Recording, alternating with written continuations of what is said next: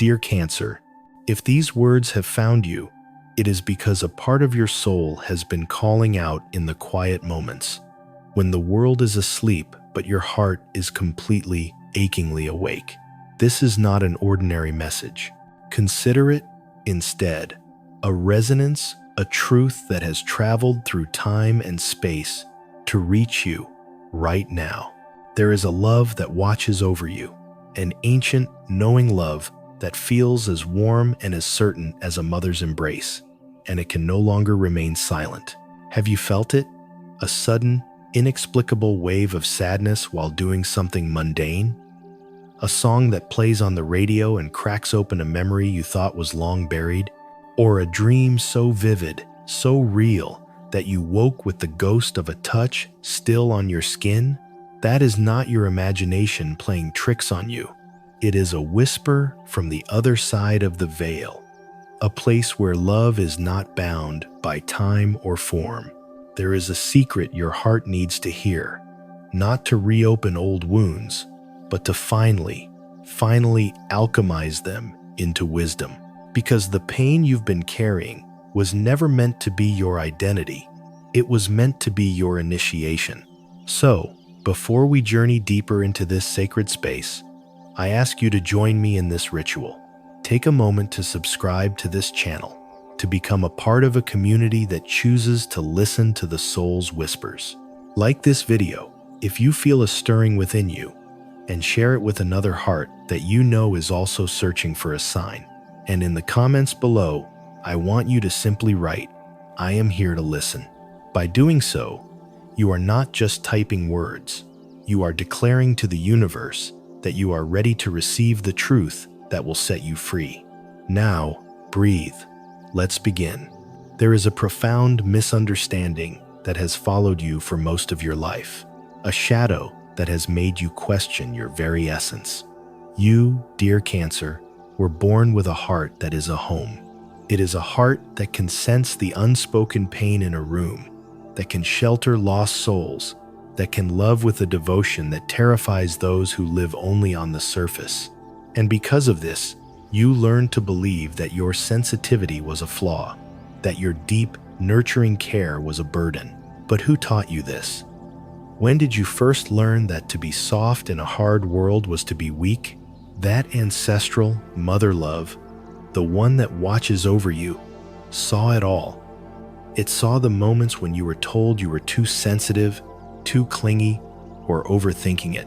It saw how you began to build walls, to fortify your shell, to hide the ocean of feeling that is your very nature. You started to shrink, to care a little less, to nurture a little less, to hope a little less, all in an attempt to be more palatable, more acceptable, more ordinary. But you were never meant to be ordinary. The secret that this love wishes to reveal today is not about pointing fingers or placing blame. It is about illuminating the patterns that have kept you in a cycle of quiet heartbreak. There were energies, yes, that stood between you and your own happiness, but they were not just people. They were archetypes of fear and need. One of them wore the mask of one who needed shelter.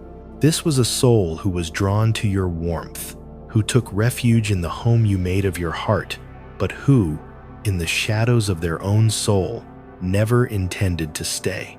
They couldn't understand how you could give so much, care so deeply, when they themselves were locked in a fortress of scarcity. And so, their presence always came with a hidden price. They took your care without ever replenishing the well. They celebrated your nurturing spirit, but a part of them felt diminished by your light. You felt this, didn't you? A subtle emptiness, an unspoken distance that left you feeling confused and lonely, even in their presence. Your mother spirit saw how you blamed yourself, how you tried harder to keep them, not realizing you were trying to furnish a house they never intended to live in. The other energy was a more insidious one. It was the whisper of invalidation, often planted by those who couldn't handle your emotional depth. This wasn't a loud, dramatic betrayal. It was far more subtle, It was the condescending question, "Why are you so emotional?" It was the dismissive phrase, "You're just overthinking it." These whispers, born from another's unhealed wounds, slowly made you doubt your own intuition, and the safety that once felt so certain began to drift away, leaving you standing on the shore, asking yourself that devastating question, "What did I do wrong?" And here is the first part of the sacred truth you must hear today. You did nothing wrong. You simply loved and cared from a soul level of purity that unhealed hearts cannot comprehend. Your love was not a transaction, it was a sanctuary. It was a beacon of safety, and for those who have spent their lives accustomed to storms, such peace can feel interrogating. It exposes their own fears, their own inadequacies, their own inability to commit to a true home. It is not your fault that they fled the home you built. You cannot blame a harbor for being too steady for a ship that never intended to dock. This is a truth I had to learn myself, through tears and solitude. I, too, carry a soul that longs to build a home for others. I once believed that if I could just become a little colder, a little more detached, a little less to me, I wouldn't face abandonment. I tried to intellectualize my feelings, to present them in neat, logical packages so they wouldn't overwhelm anyone. But the deepest pain wasn't when they left. The deepest pain was the slow, quiet realization that in my effort to keep them, I had abandoned my own inner home. I had traded the vibrant, chaotic, beautiful sanctuary of my soul for a small, sterile, empty room. And I refuse to let you make that same trade. That loving, watchful spirit, your mother spirit, sees the exhaustion in your bones. She sees you contemplating, slamming the door to your heart, building your shell so thick that nothing can get in, and declaring yourself an island. The temptation to decide that it's just safer to love less, to care less, to be less, is immense. But if you do that, you will be living a life that is a ghost of the one you were meant to have. And what your mother spirit wants you to understand, what I want you to understand, is this. You have been broken, and you are still here. You have walked through fires that would have turned others to ash. You have navigated emotional storms that would have shipwrecked less courageous souls. You have survived. But a cracked shell, dear Cancer, is not the end. It is not a sign of failure. In the sacred traditions, a crack is an opening.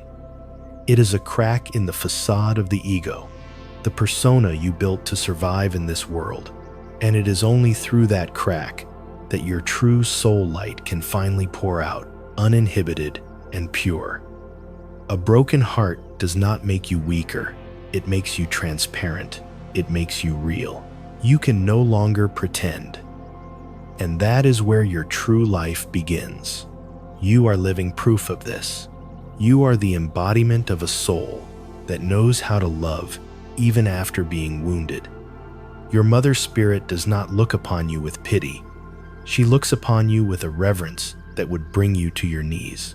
Gratitude for your courage, for your resilience, for your unwavering refusal to let the darkness of the world extinguish the divine light within you. And now, she says, you no longer have to walk through it alone. Because your soul has matured, the pain has been composted into fertile ground. You are now strong enough to hear the deeper truths without letting them shatter you. Strong enough to listen without blaming yourself. Strong enough to finally reclaim your worth. She wants to speak directly about that person, the one whose departure felt like the collapse of your entire world, the one whose coldness made you question everything you thought was real. She wants you to know with absolute certainty that their departure was not a reflection of your worth, but a reflection of their fear. The home you offered was too real, too sincere, too unconditional For a heart that has been taught that love is conditional, that it must be earned and fought for, a gift so freely given is terrifying. They didn't know how to receive it. It is not your job to teach someone how to value a treasure they are not yet ready to hold. Let that be the second lesson you anchor into your being today. Do not let another's unreadiness define your capacity to build a home. You are not too anything. You are just right for a soul that is deep enough to build a home with you, instead of asking you to live in a temporary shelter for their comfort. This world is aching for more people like you, not fewer. People who care, who heal, who love without agenda. Your mother spirit knows. She knows there are mornings you wake up and the emptiness is a physical weight in your chest.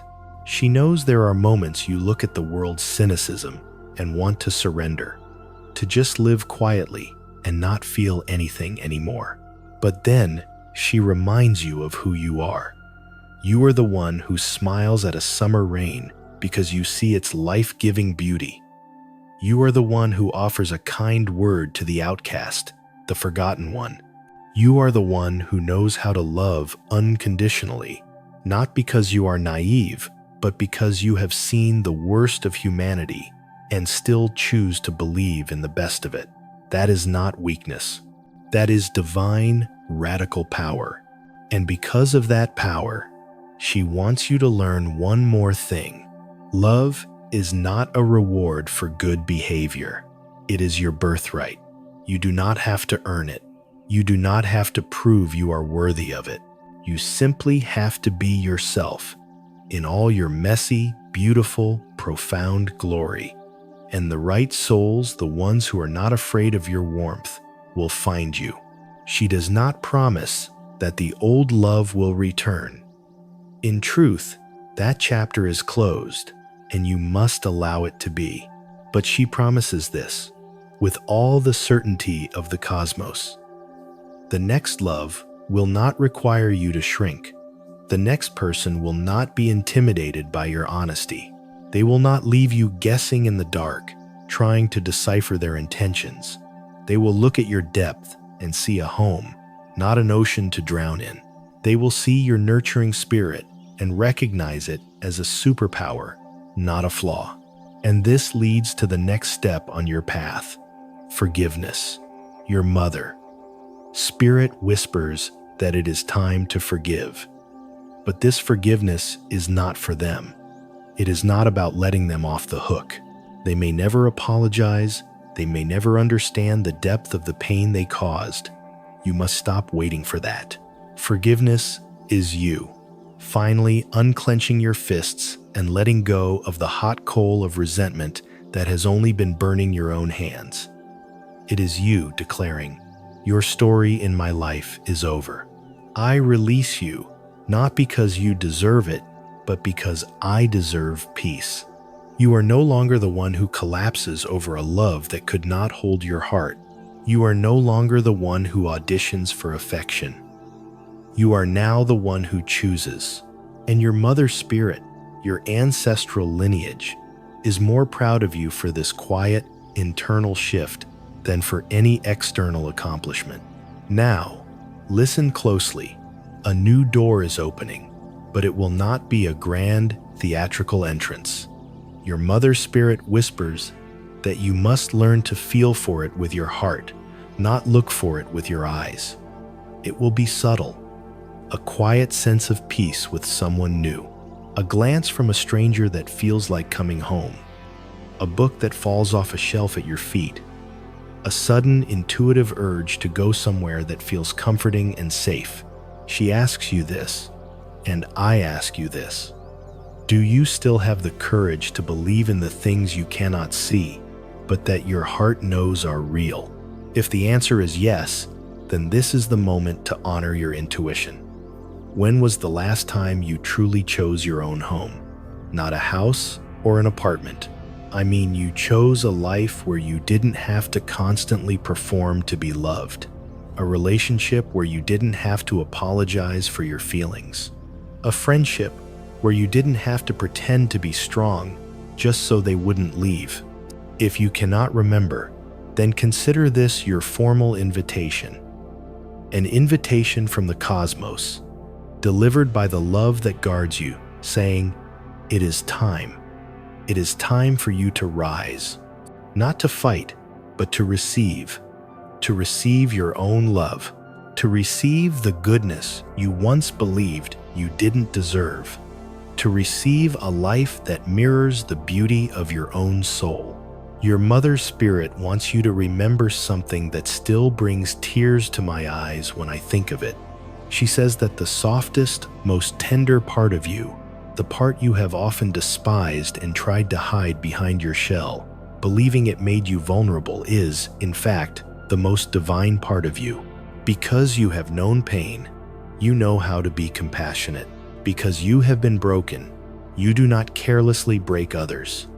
Because you know what it feels like to be left out in the cold, you know how to build a fire for someone else. She begs you, with all her eternal love, do not forget this. Every time you survive a sorrow that could have destroyed you, your soul light becomes more brilliant.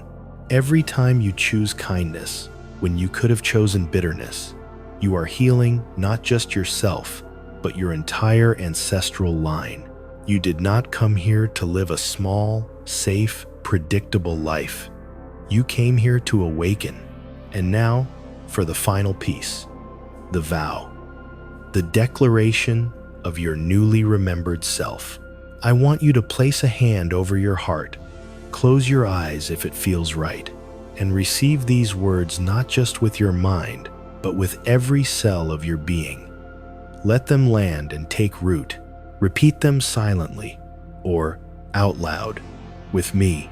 I am no longer the version of myself that lives in waiting. I release the need to be chosen, to be validated, or to be kept. I am the one who chooses. I forgive myself for the times I believed my depth was a burden. I now claim it as my power. My shell is the sacred guardian of a precious heart. From this day forward, I no longer chase a home. I am the home. I radiate safety. And I welcome, with an open and deserving heart, the love that is brave enough to meet me in my truth. My past is a story, not a life sentence. My heart is a home, not a ruin. I am here. I am whole, and I am ready to move forward. This, dear Cancer, is your truth. This is your freedom. If this message has touched a place in your soul that has long been dormant, let that energy flow. Share the one truth you are ready to reclaim in the comments below. Your story could be the very permission another weary soul needs to hear to begin their own journey home. This was never just a video. It was a doorway. And you, with breathtaking courage, have just walked through it. Thank you for being here. Thank you to the love that guides us all. We will meet again, not in another video, but in the silent spaces where souls recognize one another. Always in love.